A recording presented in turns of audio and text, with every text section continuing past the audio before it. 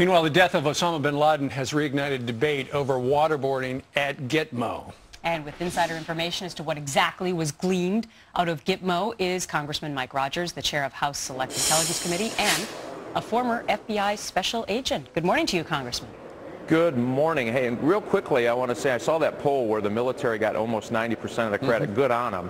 But I just want to say to your listeners that this would have not happened without the intelligence services of the United States. The men and women who toiled inch by inch over the course of 5 years to follow one tiny little lead to get to Osama bin Laden. Wouldn't have happened without him, so I hope they give them some credit. We should point out that that is one of those polls that does not add up to 100%.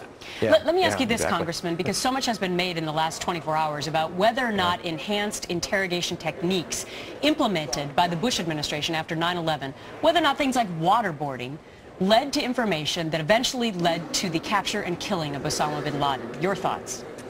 Well, Khalid Sheikh Mohammed did cooperate after being waterboarded, but let's step back.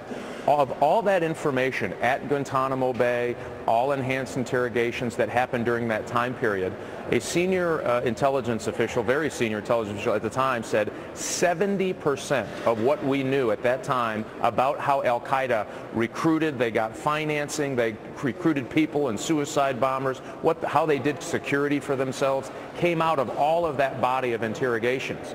So when we got that tiny little lead about 5 years ago that said, the equivalent of us saying, go find little Joe in Texas, and oh, by the way, you know, he has a southern accent, good luck.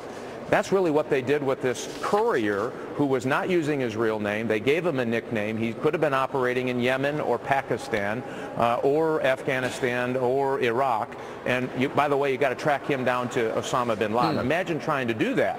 And so they took that body of information, they took that nickname, that Arabic nickname, and they plugged it into what they knew from all of these interrogations, and they were able to move this investigation forward until, again, painstakingly, 5 years later, they were able to find this guy and track this guy to this compound, and that is what led us to Osama bin Laden. And you were so tapped in and respected by the administration and by the CIA director. You knew on Saturday, you knew about this operation coming down. Your FBI background and your title now in Congress clued you in, and you can keep a secret because we've talked to you in between. You've never said a word. Yeah. So I got to ask not that you didn't try, Brian. Right, I know. A lot. I did. Congressman Rogers, too. In 2004, we understand, as you try to tie it all together, there was an arrest of this guy Gull, G-U-L, and when he came out and gave the name of the courier, and they looked at the way KSM and Al-Libi avoided giving that name and kept trying to say that's no big deal.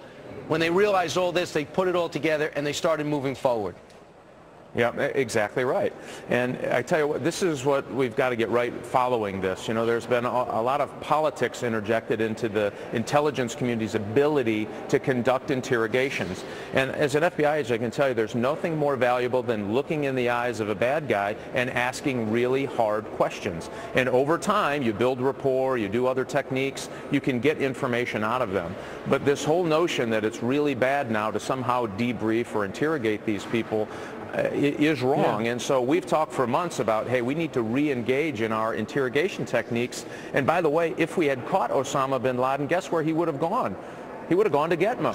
And so they told us that before. So we need to, listen, politics crept in. We need to get politics out of this. This is our national security.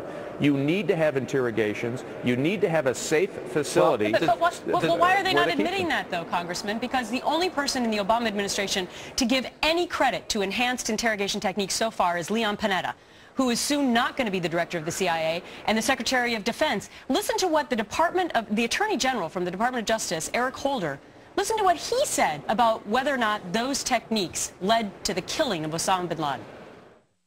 There was a mosaic of sources that led to the identification of the people who led to... I understand that, but were any pieces of that mosaic as the result of enhanced interrogation techniques? I do not know. Well, is he lying? Is he lying, Congressman? He probably doesn't know, but remember, and this has been my frustration, their words and their actions, you know, taking tough credit and thumping their chest, and believe me, this was a great operation. I actually give credit to the president for giving the thumbs up when we had all the information to go ahead with the raid. That's all a good thing. but you can't have it both ways. Sure. And you can't have the Attorney General prosecuting CIA interrogators, by the way, right. who may have gotten information that may have aided in catching Osama bin Laden. It just doesn't make any sense to me. So what I hope happens is we kind of take a deep breath here. We go back and say we have to have an interrogation policy that works for the national security of the United States, not political parties.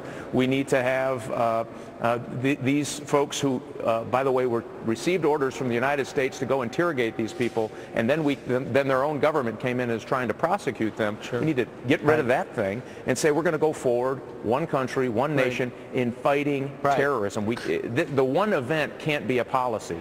This one event of Osama bin Laden, huge as it is, fantastic on the people who put it together, can't be our policy. It has to be, listen, tomorrow we've got bad guys to catch, and we better be fast after it, or they're going to be right here in the United States trying to do something pretty awful. Well put. Before you go, what about the picture, the kill picture of Osama bin Laden? It looks like that's become political as well. There's a possibility you've already seen it. Should it be released? I have, and let me tell you, I have one test. If there is a soldier in a province in Afghanistan who's doing patrol and stops in a village and a village elder is going to cooperate and say, you know, they just put an IED up the road, if that release of that picture makes that conversation more difficult, I'm against it. And I have to tell you, I'm not sure it is. And for the conspiracy theorists, they're never going to be happy. You know, the wives of Osama bin Laden are saying, yeah, that was Osama bin Laden. You're not going to get any brand new videos from him. Trust me, he's dead. And so my argument is, why take the heat for what would happen? Osama bin Laden is not a trophy of the United States. He was the #1 terrorist in the world who was brought to justice. Let's move on and catch number 2 and number 3 and not make it more difficult for soldiers operating in the combat zone. That's my concern about showing the picture. And by the way, Pakistani Taliban says they don't believe he's dead. And that's the problem. If we believe it, that's fine. But they have to understand, too.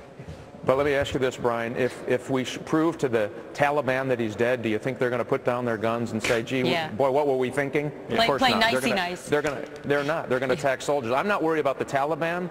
I'm worried about that village elder who wonders, should I be for the United States or should I be for the Taliban? If it impacts that decision, that's what we ought to be worried about. Taliban isn't going to believe us anyway. The only way they're going to believe us is when the 101st Airborne kicks in their door.